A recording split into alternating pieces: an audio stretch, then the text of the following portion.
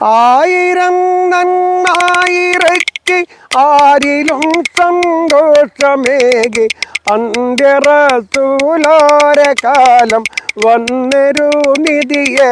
മർത്യരെ മാനസാന്തരം മേകുവാൻ റഹ്മാന്റെ വീതിയെ പാപികൾക്കായി പാരിലേറ്റം മോക്ഷമേകും കാലമേ പിന്നെയും പറന്ന് വന്നു പുണ്യ റംസാൻ മാസമേ പൊട്ടിവീടേറും പ്രവാദം പോയി ചേർന്നിടും പ്രദോഷം പാമരനും പണ്ഡിതനും ഒന്ന് ചേർന്നിടും